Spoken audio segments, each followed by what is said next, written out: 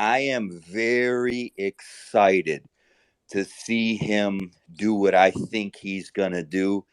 And I'll tell you right now, I think you're going to see a right hand down the pipe, and I think he's going to knock Nate Diaz the fuck out. But before we go into that, sort of get KRONK in the house. KRONK, how's it going, bro? I appreciate you guys. Thank you for checking in. How you doing today? How's Jake training? I can't speak from direct one-on-one, seeing him with my own eyes, but from what I've heard, I talk to his trainer quite frequently, at least every couple of days.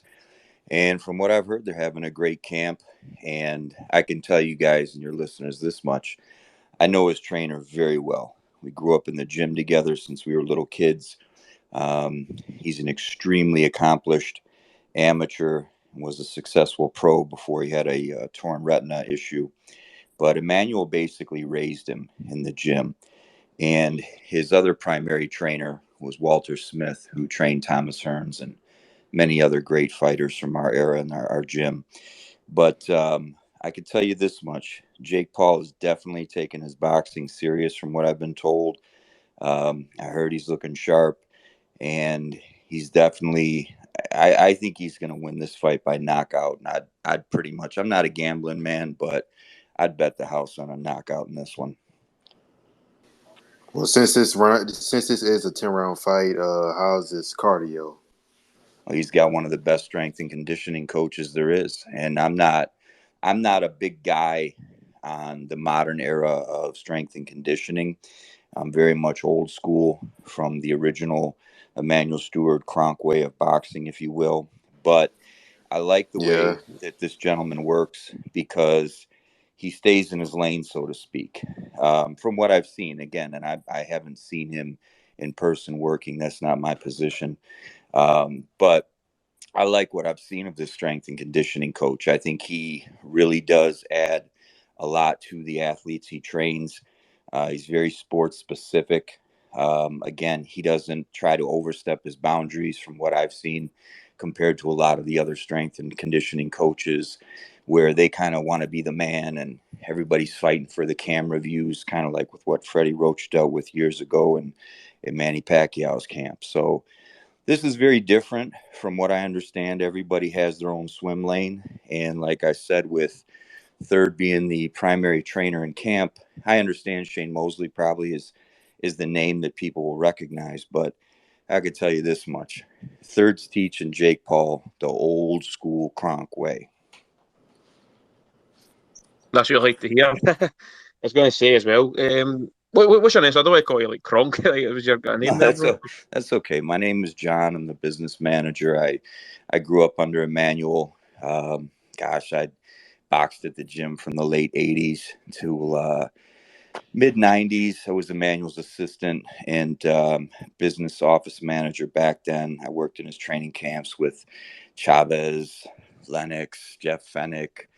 I mean, I could go on and on. I grew up with Tommy in the gym. So I took a number of years off after Tyson retired, Mike Tyson, that is, and then came back about 2 years ago at the request of the Stewart family to join back up with KRONK again. Yeah, I was going to ask as well. You know, the KRONK style, it's known for being a hyper aggressive style, which obviously you're going to need a lot of cardio for that. So, do you see Jake's cardio, sessions going right up with this new style that he's taking on? I mean, excuse me. With not being in camp again, it's not my position. It's not like he's associated with KRONK directly. We just have the ties, of course, with Third and Jay Leon Love being in camp. But again, I know the way Third teaches fighters, and Third will definitely get you down the same way that Emmanuel did with, say, like Lennox or anyone else. And the first day in the camp with Jeff Fennick, Lennox, Chavez, etc., it didn't matter how experienced the fighters were. Emmanuel started you back at the basics. He worked on your balance, your leverage, proper hand positioning, the way you threw your punches. And he didn't try to change a fighter, but he took them back to the basics. And the basics will get you home, from what I learned from Emmanuel, every time. And so, from what I understand, and again, I don't want to say too much, but I know that Third has done a lot of work on Jake's real boxing fundamentals. And I think you're going to see a much, much improved Jake Paul. I think you're going to see him start to develop into, um, and I hate to say this because to me, he is a real boxer, but to the casual fan and to some of the haters, they label him as the YouTube guy. Well, he's not that. He takes his boxing serious. And again, unlike some of the other people that you guys have mentioned earlier, I think some of the other stuff is a sideshow. But I think Jake is definitely going to take his boxing very serious. I think you're going to see a much improved fighter. And to answer your question, I think you'll see him come out boxing really good. And I think he'll go for the knockout. And I'm gonna be a little aggressive, but I think you might see a stoppage inside of maybe 3 to 4 rounds. That'd be good. That'd be good to see. Thanks again for joining us, John. We'll get some obviously more questions, so thanks for your time, John. Leighton, you've got a question? Yeah, just a question for John. Very cool to speak to you. KRONK Gym's a very legendary gym in Boston. Thank you kindly. In your opinion, what do you think the main change is that Jake has to make before going into a Tommy rematch?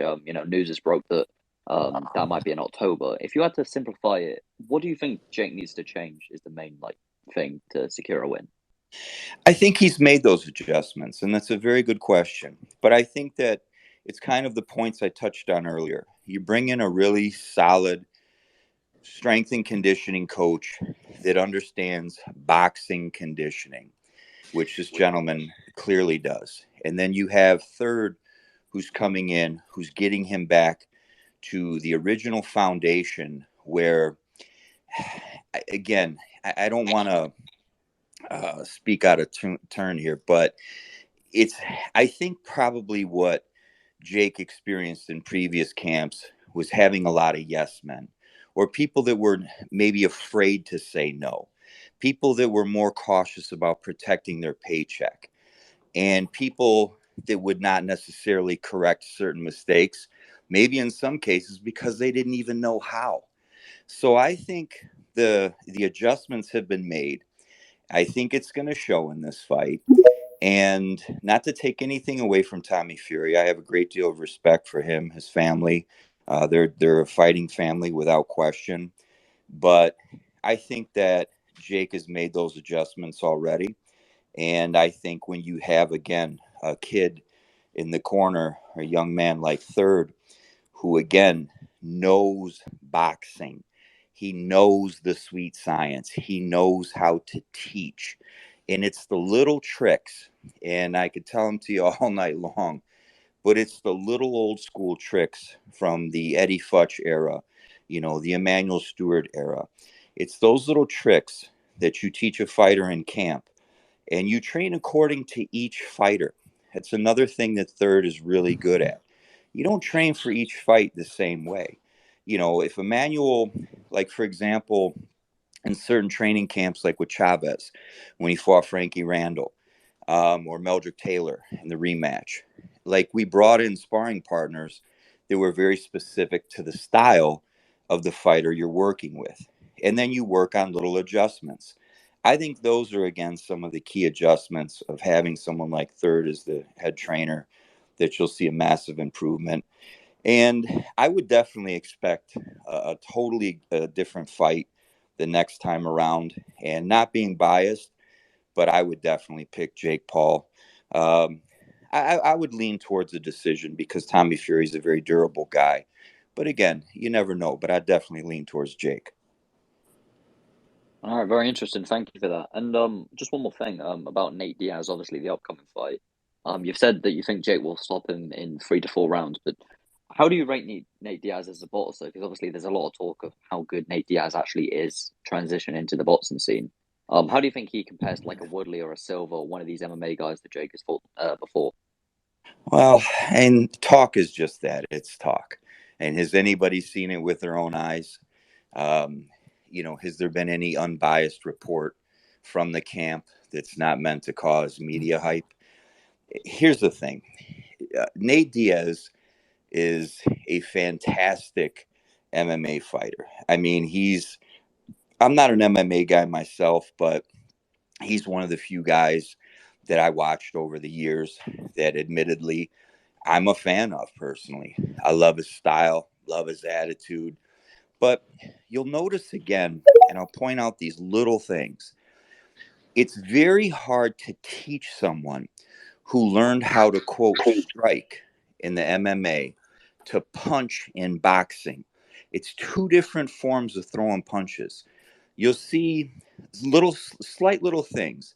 The way the hands are placed, the way the punches come from, the way the elbows may lift up at times. There's no way, in my humble opinion, that I don't think Nate Diaz can change years of learning how to, as they call it, strike in MMA and transition in how to properly punch and adjust in boxing. And again, that combined with what I believe third, and I know for a fact we'll be teaching Jake right now, I just think that all plays right into Jake Paul's game plan. All right, thank you. Appreciate that. You guys are very welcome. Chrissy. John, I've just got one short one for you. When were you first made aware of Jake Paul and what he wanted to do within boxing? Around the same time that everyone else was, obviously, when the whole first buzz started to come about. But I'll admit, when I walked away from boxing, when Mike Tyson retired, um, I didn't follow really too much in the sport. I would, of course, watch the bigger fights. But so when Jake Paul came about, and I was getting back, in the business, so to speak, obviously I was aware of him. And at first, admittedly, I didn't really take it too serious. I'm stuck in my old school ways. But then I started to pay attention to him when I heard people like Mike Tyson, who I know personally and have a great deal of respect for, obviously. And when I heard people like Mike say, hey, pay attention to this guy. This guy takes his boxing serious. So I just started to look more into, what all of us can obviously see at that point through online and videos and, listening to people who had seen him train. And the one thing that stuck out to me was he really is dedicated to perfecting his craft. And I've heard that from multiple people. He does not play around. He really does take his boxing serious. Um, it's not, forgive me for the term, but he's not bullshitting around with it. And no disrespect to a name like a KSI, for example, but I'm not sold on him. There's a lot of other people out there who are now trying to follow the lead of these guys, and I applaud them for doing such. But I think Jake has definitely proven to me, and I'm telling you, I'm an old school boxing purist. He's earned my respect, and I'm not just saying that because of the KRONK affiliation in his camp, but I've heard again from multiple people that I respect in the business that he really is taking his boxing serious. What's up, John? Regarding Jake, obviously a kid with only 7, 8 fights as a professional. From what you've seen, how far do you personally think Jake can take this? Like, do you think he can compete with other young guys who, are prospects and are still making their way up? Yeah, it's a very good question. You guys got a good audience here. Again, this is just my humble opinion, but I think, again, based on his decision to hire the people that he's recently hired, it shows his commitment to really taking his boxing serious. And I know he's getting taught the right way now. Now, before, if you asked me this question a year ago, I'd have said, maybe the Tommy Fury level, and man, that maybe could hang with one of the guys in the fringe contender ranks, if you will. And I would probably have said that's about where it might have peaked. But right now, I'm not going to be bold enough until I see how he looks. And I'm looking forward to actually getting down to Texas and getting with Third and seeing what's going on in person. But I think, again, I'm not going to go out on a limb and say, oh, he can, become the WBC champion of the world. But I'll tell you this, competition is not what it once was in the 80s. And I know I'm being a little biased and I'm the grumpy old guy in the room right now. But let's be honest. A lot of these guys today are fighting for fame, which people will point the finger at Jake Paul and say that. But then why is everybody calling him out? Because he's that guy. And I'll tell you right now, if he sticks and does what I think he's doing with Third right now, and I'm looking forward to seeing this next fight, you can't tell me that if Julio Cesar Chavez Jr. won the world championship, that now Jake, he may not be, as young and a teenager and starting out, but he's still younger in years. He doesn't have a lot of wear and tear, doesn't abuse his body. I don't think you can tell me any different than where his career is at, the level of opposition that he's facing, than Julio Cesar Chavez Jr. fought. Yeah, and also I know heavyweight division's a bit different, but you got to look at Joshua Wilder started boxing late. If you got if he has the power which people say he has, then he potentially could be a problem. If you just the Tommy Fury fight annoyed me a lot because when I watched it, I was like, "What the fuck have his coaches been doing?" Because Yes, he was throwing punches which weren't technically right, but he was doing it in training too. So that's why I said yes, BJ yes. Flores. I think he can break a fight down better than anyone in the world. His teaching it is the big difference. He's never taught no one before, and I think it started to show with Jake. And that's why I say Jake could probably reach a decent level because a lot of his fights he just got through it with fucking willpower and just willing to fight. Give him an actual boxing etiquette and background, he might actually be a bit better than a lot of us think he is. Like, Listen, as Mike Tyson would say, you're a boxing guy in my book because you nailed it spot on in my opinion. I think you brought the answer home. I think that, again, considering how he got through and has done what he's done so far, I mean, did he even have an amateur fight? I don't think he did he? yeah, He had one against he Stacey had Figueroa, one. He had but like 3 months to train while he was on like a tour. So like it was. Yeah. That's right. Yep. Yeah. Okay. So, yeah. But I mean, again, you consider all that. And again, if he does what I believe and what I expect him to do, and I know a couple things that Third has worked on with him in the camp. And I'll just tell you this. Third brought out some old school KRONK shit. Excuse my language, but he brought out some old school KRONK tricks. And he took Jake back to the basics. Oh shit! You make me And excited though. Jesus Christ! I'm he's cutting a great listen, promo. I'm telling you right now, and listen, and I'll be held accountable if this doesn't happen, gentlemen. So please call me back anytime. But I am very excited to see him do what I think he's gonna do. And I'll tell you right now, I think you're gonna see a right hand down the pipe, and I think he's gonna knock Nate Diaz the fuck out. Damn, that That's shit what got me we like hyped. to hear. Jesus Christ! That shit got me hyped. Hurry up and release! Let's Hurry up, go. release the fucking merch. Yeah, for sure. John, my question is, for Jake, not only does he have natural power, I think, but I think his the way he sets up his power shots is underrated. Even with his old training team with BJ, I felt like his feint game with his steps and his hand feints were actually underrated. Like he used them in the Woodley fights a lot and the Silva fights. With this KRONK, this his new team surrounding him, do you think they're gonna expand upon that feint game and how to set up like body from going to the body to the head? Oh, you gave me goosebumps with that one. I'll be honest. This is the first time tonight I got goosebumps, so I appreciate that one. Nice.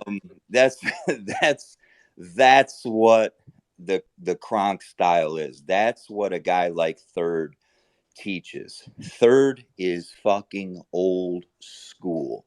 Again, this kid grew up. I'm telling you, he was 6 or 7 years old when he first came in the gym.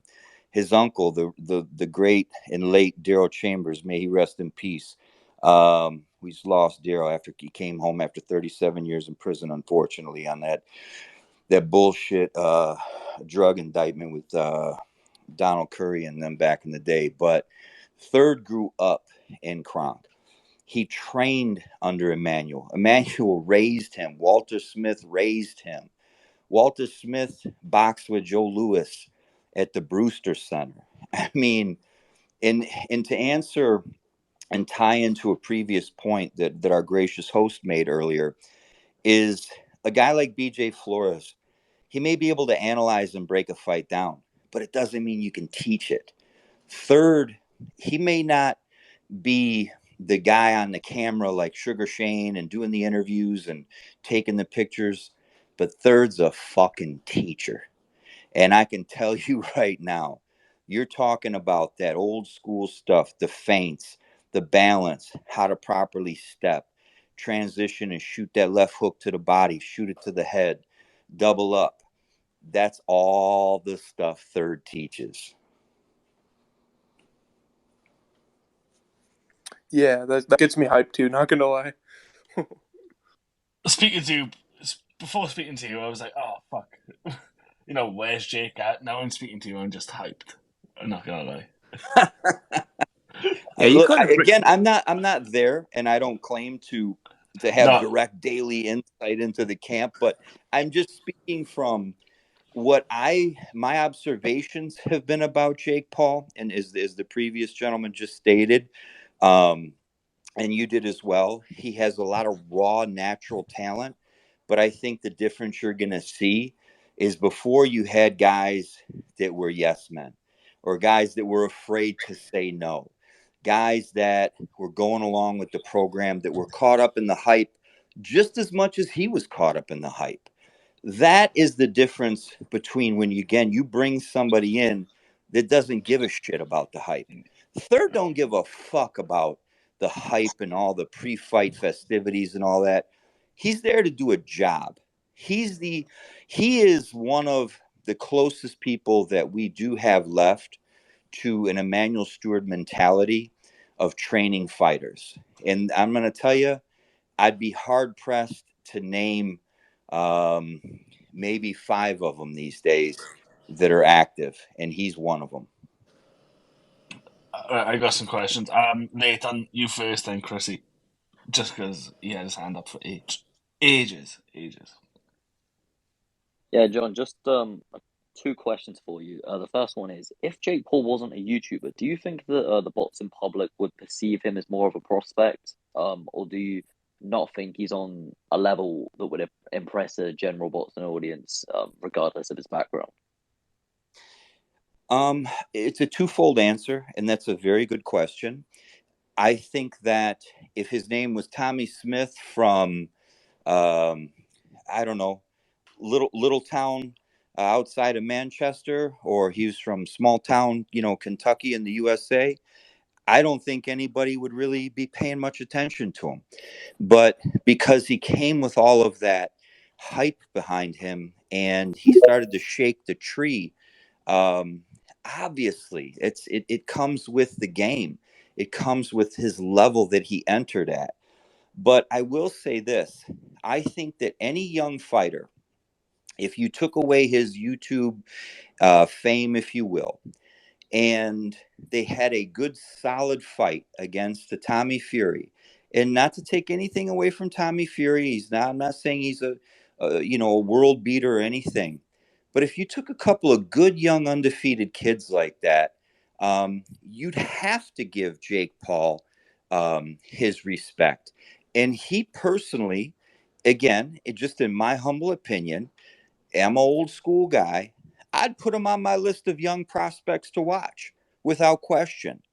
That's with him being small town, nobody with no backing and no real training camp going on. Now you combine everything else we talked about, this kid's a fucking, I mean, he's clearly a superstar. And honestly, I'll tell you, I think he can. I think he can definitely get there. What he does when he gets there remains to be seen, but he's on the right path. I hope I answered that for you. Yeah, very interesting. Thanks for I that. will say the one thing that I do like with what Jake has done so far is the work that he's done within the women's boxing and also the Boxing Bullies, his charity. He's giving back. He's not taking anything from boxing. He's handing it back as well. And prospects.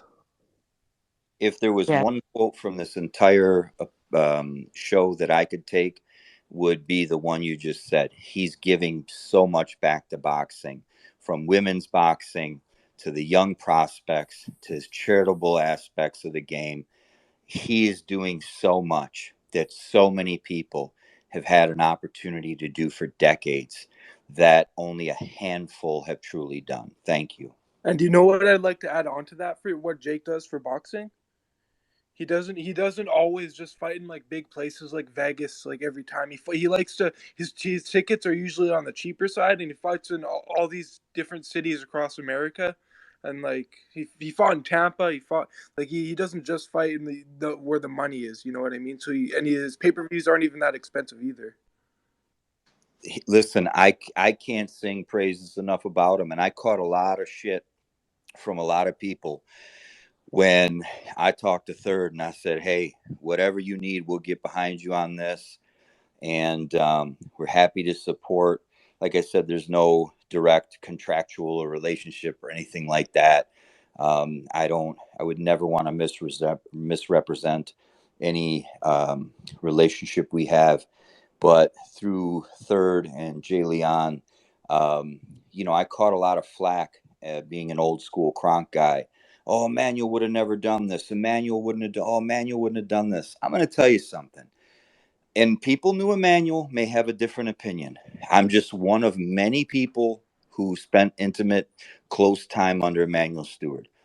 If Emmanuel Stewart was alive to this day, I would bet dollars that Emmanuel would love what Jake Paul's doing for boxing, and I guarantee it that Emmanuel would be happy to take on somebody with the hunger of Jake Paul and all the controversy and excitement he brings. 100% So from the experiences I've seen of him in interviews, etc. That is somebody that he would like. Yeah, I like the way he does that kind of thing. yeah. Yep. Just a question is, um, was there any when because obviously he's not directly correlated to your gym, but obviously he's getting trained by Theo. Was there talks of like this guy is getting trained in our gym now and he's under our banner?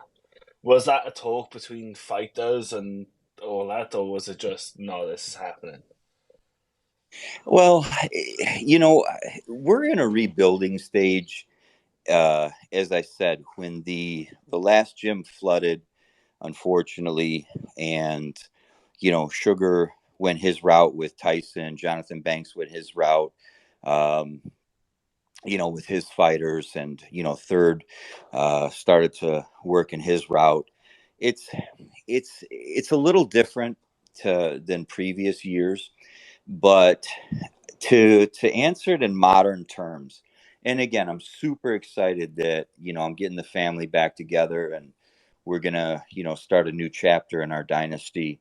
But the biggest thing was um, Third is his own man. He's not a like we have no percentage or again any skin in the game or anything with him training Jake Paul. So when Third told me that he was going to take the assignment, he's like, "Don't say anything yet, but this is what's going down."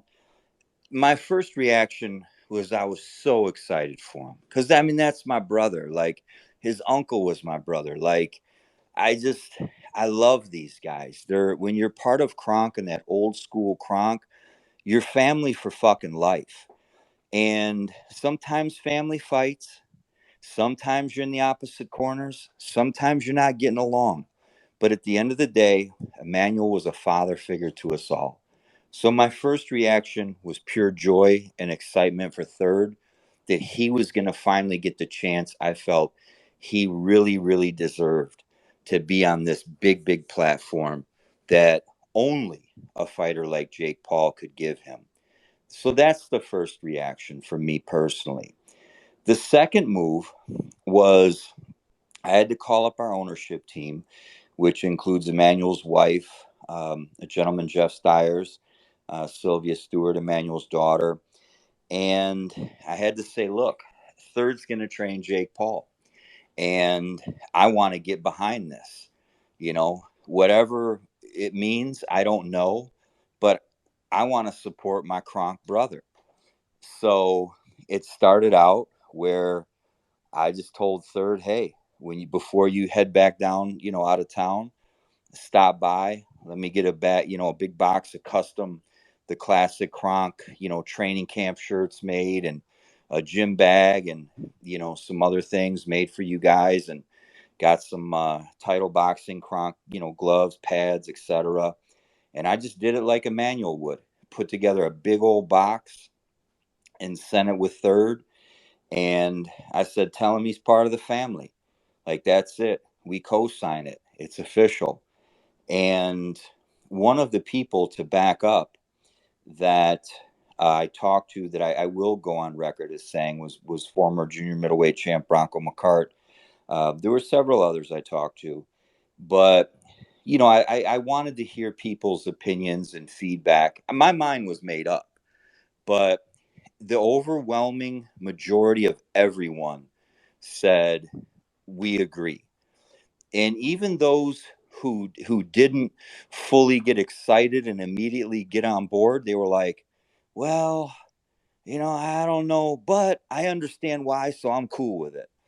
It's the people that we talked about earlier in the podcast, the haters, the people that are on social media. Oh, Manuel never would have done this. Manuel never would have done this. Really? How good did you really know Emmanuel? Because I've seen Emmanuel train Eminem before. Okay. I've seen Emmanuel train the NHL legend Bob Probert before.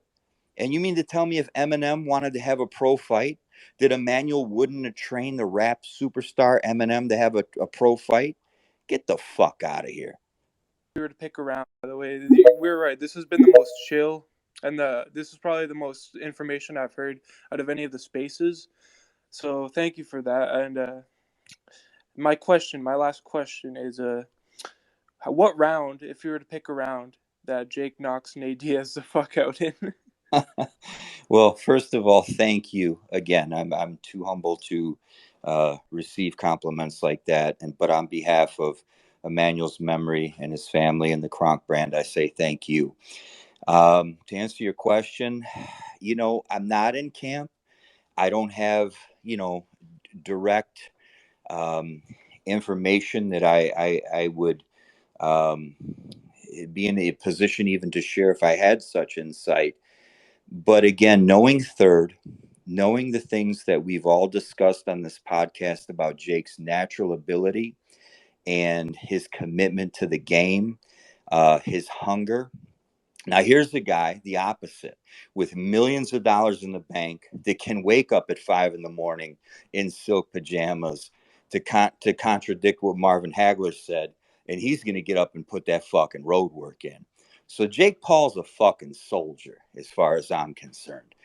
So I think, again, with eliminating a lot of maybe the things that were around before, and again, Third bringing that KRONK style into the camp.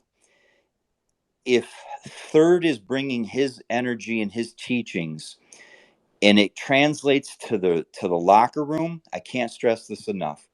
It translates to the weigh in, the morning of, the locker room, the ring walk, up until that bell sounds. If he carries that KRONK mentality into this fight, I think he's knocking him the fuck out in 4 rounds.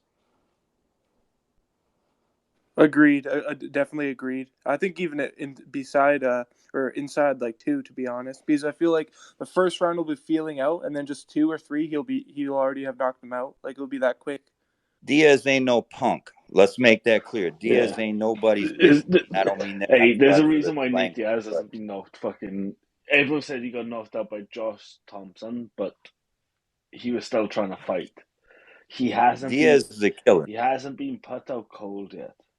So like people need to But remember he that. has not. He has never been in this situation with again. Conor McGregor, fucking warrior. All these fighters he's fought in the cage, gentlemen, ladies. This is boxing. No, he's fucked. He's His fucked. he's fucked. He's fucked. We all know this, and Plus, if you look, he's just how Jake does it, and that's the way. You know, Jake needs to do an impressive performance, and that's what we need to see. Just get him out of there I and think release. that's yeah. I think that carries a big part. Again, I'm speaking blind, gentlemen, ladies. I'm totally blind, but I'm making assumptions based on my friendship and knowing Third and what he brings to the table and what my observations Yeah. are of So, Jake. have we got time for like two more questions? Because we Go got two for it, hands man. up. Go for it. Let's burn Chrissy, then Jo, just pop off. Yeah, John, just for those who may be listening but don't actually know what Kronk is or the styles, can you suggest one fight that those listening could actually go and find somewhere on YouTube or wherever to actually like explain what the Kronk style is? Yeah. Like, what's the best?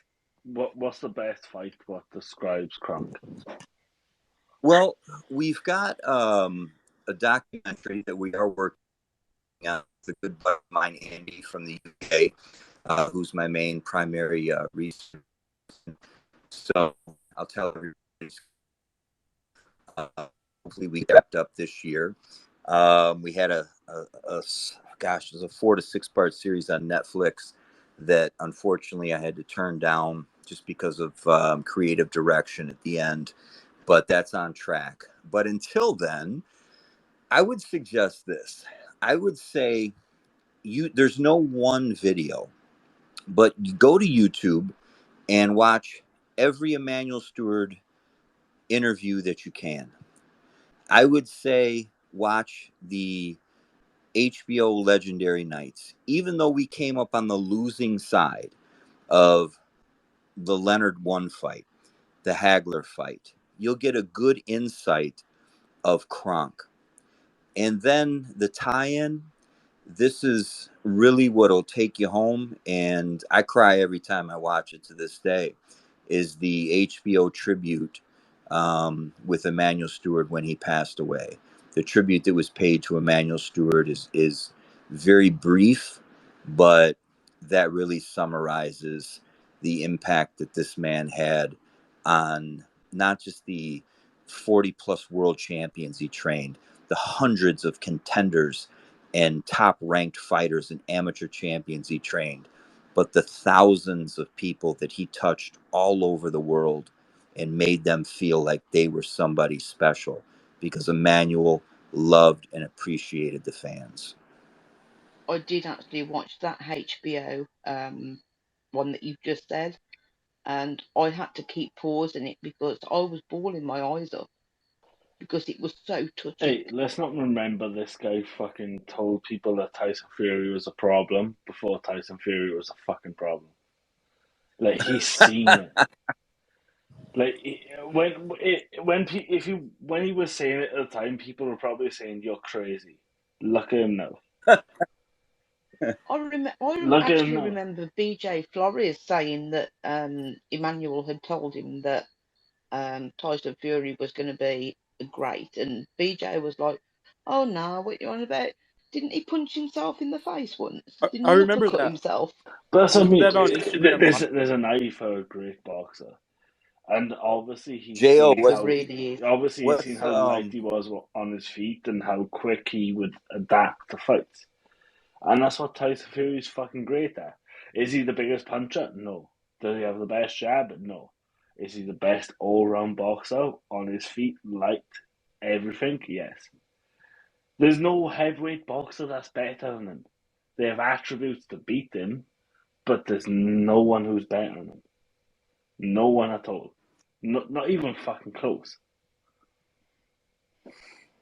I think the only person that beats Tyson Fury right now is Tyson Fury. You're 100% there.